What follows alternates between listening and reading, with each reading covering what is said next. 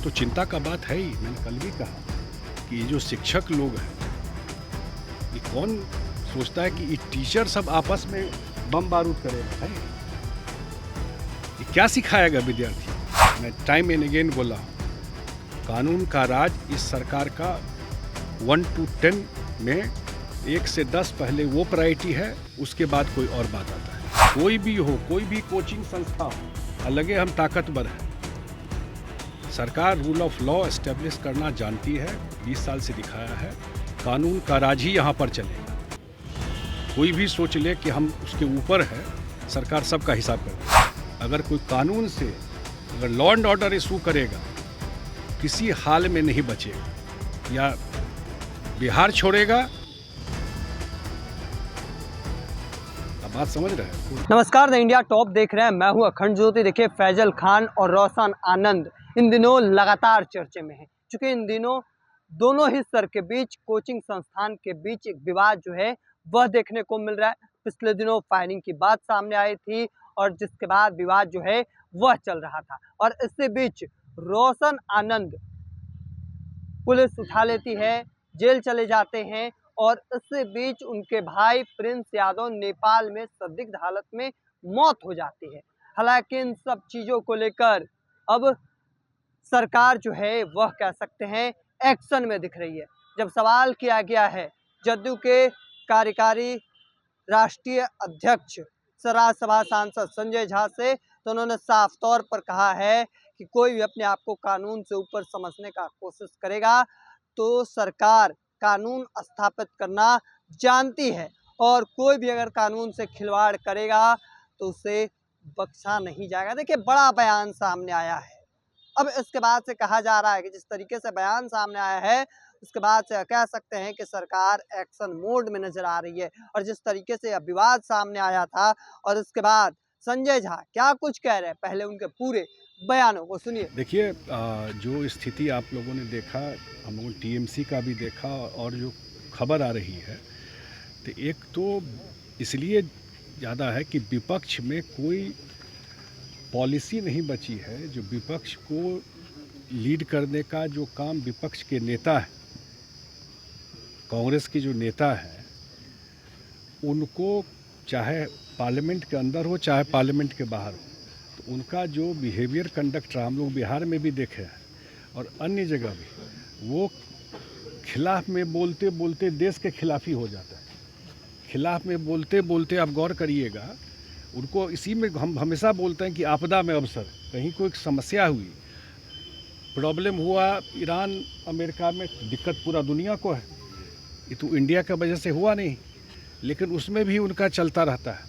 तो इसलिए ओवरऑल जो है, जो परिस्थिति है, जो विपक्ष के लोग दीवार की लिखावट को पढ़ रहे हैं, आगे क्या भविष्य है, देश में कोई भविष्य नहीं है।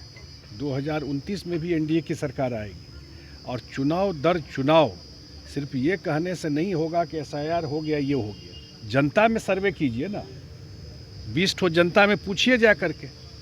जो कोई 2 आदमी बोलने वाला है कांग्रेस के बारे में, वही ना प्रतिपक्ष का सबसे इम्पोर्टेंट पार्टी है। तो ये परिस्थिति उनकी हो गई है। तो जो भी लोग हैं, तो स्वाभाविक है उनको दिखाई पड़ रहा है। कोई सोचता था कि जो टीएमसी का हाल हुआ, जिस हिसाब से लोग, चुनाव ख़त्म नहीं हुआ, लेकिन जिस हिसाब से उस पार्टी को, जो पार्टी, और बिहार एग्जाम्पल है, इसलिए एग्जाम्पल है कि अगर जनता आपको ताकत देती है, आप 5 साल आप घमंड में जीते रहे, एरोगेंस आ गया, जनता की सेवा नहीं की। एग्जाम्पल है बंगाल, एक बार सत्ता से बाहर गए तो पूरा पार्टी आपका ये हो। इसलिए बिहार में तो आप सब जानते हैं, कम से कम जेडीयू के बारे में मैं कह सकता हूँ कि हम लोग के नेता नीतीश कुमार जी, जितना ताकत मिलता है उतना विनम्र हो जाता है। लोगों पार्टी में भी लोगों को कहता है कि विनम्र रहिए, मतलब किसी पे वो नहीं है। लेकिन ये जो अभी देख रहे हैं आप, जिस भी पार्टी में, वो धीरे धीरे लोगों को समझ में आ गया है। लोकतंत्र में विपक्ष भी इम्पोर्टेंट है, विपक्ष भी सही होना चाहिए, विपक्ष को भी राइट क्वेश्चन पूछना चाहिए। विपक्ष भी राजनीति नहीं हो सकती है, लेकिन विपक्ष को भी अगर विरोध करना है तो सिर्फ विरोध के लिए विरोध नहीं करे, लॉजिक और तर्क पे विरोध करे। इसलिए मुझे लगता है कि विपक्ष, मुझे तो जो देख रहा हूँ जिनको लीड करना चाहिए उनमें वो क्षमता ही नहीं लीड कर। सर नीट का जो रीटेस्ट हो रहा है सर, उसमें जो सुरक्षा के प्रक्रिया अपनाया गया उस पर सवाल उठ रहे हैं कि छात्रों को परेशानी होगी, इस तरह से क्यों परेशानी होगी? ट्रांसपोर्टेशन से कैसे परेशानी होगी? अभी सबका उद्देश्य एक है ना कि परीक्षा बिना किसी, क्योंकि जो बच्चे एग्ज़ाम देने जाते हैं उसमें किसी तरह की गड़बड़ी नहीं हो। और जो प्रॉब्लम आया, मैं सरकार को इसलिए धन्यवाद देता हूं कि सरकार ने कोई बात नहीं छुपाया। सरकार अगर कमी आई तो एडमिट किया, कैंसिल किया, और अब जो बेस्ट पॉसिबल तरीका है, क्योंकि जो उनको ज़्यादा आइडिया है कि कहाँ से ये गड़बड़ी होती थी, तो अगर सरकार एफर्ट करके, कोशिश करके अब क्वेश्चन पेपर और माध्यम से पहुंचा रही है जो कहीं दिक्कत नहीं, तो उसमें क्या प्रॉब्लम है? तो अप्रिशिएट करने वाली बात है, धन्यवाद देना चाहिए इसको। जो सही बच्चे जो हैं उसमें कहीं कोई गड़बड़ी नहीं होगी। मैंने कहा ना कि हर एक मुद्दा को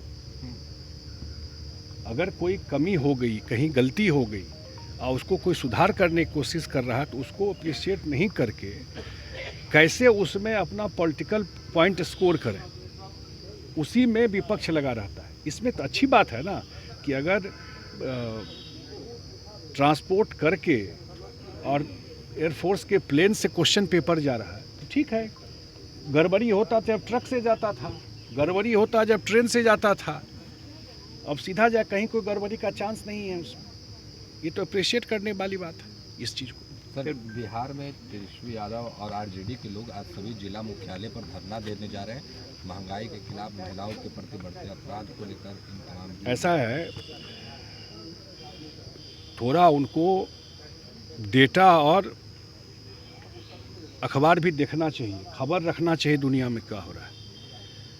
पिछले 3-4 साल से जब मैं इसलिए चर्चा कर रहा हूँ कि इस बार देश समझा, लड़ाई कहीं और होता है और प्रभाव पूरे दुनिया पे पड़ता है।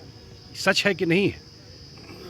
एलपीजी आना है, ऑयल आना है, विटामिन आना है, वो सारा कहीं और से आ रहा है। सिर्फ भारत की बात नहीं है। और अगर प्रॉब्लम स्ट्रेट ऑफ हॉर्मुज में रुक गया, अब किसको पता होगा? स्ट्रेट ऑफ हॉर्मुज में 85% जो अलकतरा है वहीं से आता था, बताइए। 30% ऑयल उसी रूट से आता था और रूट बंद हो गया, तो प्रभाव पड़ेगा कि नहीं पड़ेगा?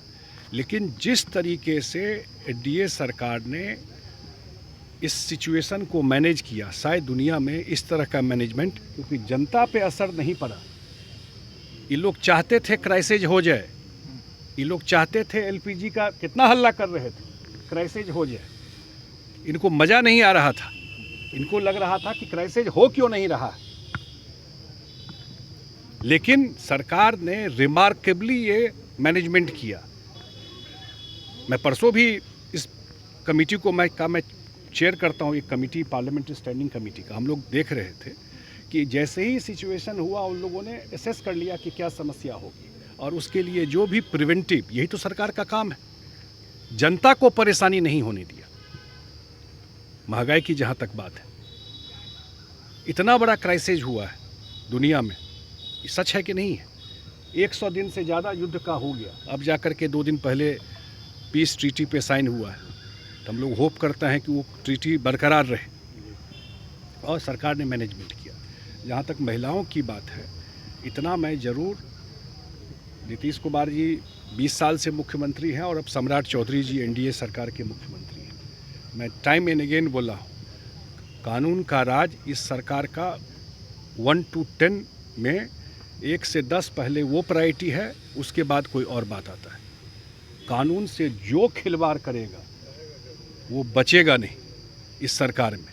कोई भी कितना ताकतवर हो, अगर कोई कानून से, अगर लॉ एंड ऑर्डर इशू करेगा, किसी हाल में नहीं बचेगा, या बिहार छोड़ेगा। अब बात समझ रहे हैं? कोचिंग विवाद को लेकर भी उन्होंने मुद्दा बना दिया है कि बताइए, शिक्षक संस्थानों में इस तरीके से घटनाएं घट रही है। ये तो चिंता का बात है ही। मैंने कल भी कहा कि ये जो शिक्षक लोग हैं, ये कौन सोचता है कि ये टीचर सब आपस में बम बारूद करेगा। भाई ये क्या सिखाएगा विद्यार्थी को? और मुझे ज़रूर, मैं सरकार से उम्मीद करता हूँ कि इसलिए कि ये एक परसेप्शन स्टेट को लेकर के भी कोचिंग चले, यहाँ पर कोचिंग के लिए नहीं जाना पड़े लोगों को, लेकिन कोचिंग संस्था है तो यहाँ पर जो बच्चों को उनके अभिभावक भेजते हैं, हम लोग तो देखते हैं कि अपना सैलरी में आधा पेट खा करके भी बच्चों को पढ़ाने के लिए लोग कोई भी करते हैं, और वो जब कोचिंग में जाता है वहाँ इस तरह का कल्चर, तो मुझे लगता है कि ज़रूर सरकार के नज़र में है, सरकार इन सब चीज़ों को ध्यान दे रही है। और इस तरह का अगर कोई भी हो, किसी को लगे कि हम ताकतवर हैं, मैं फिर रिपीट कर देता हूँ, कोई भी हो, कोई भी कोचिंग संस्था हो, और लगे हम ताकतवर हैं, सरकार रूल ऑफ लॉ एस्टेब्लिश करना जानती है, 20 साल से दिखाया है। कानून का राज ही यहाँ पर चलेगा।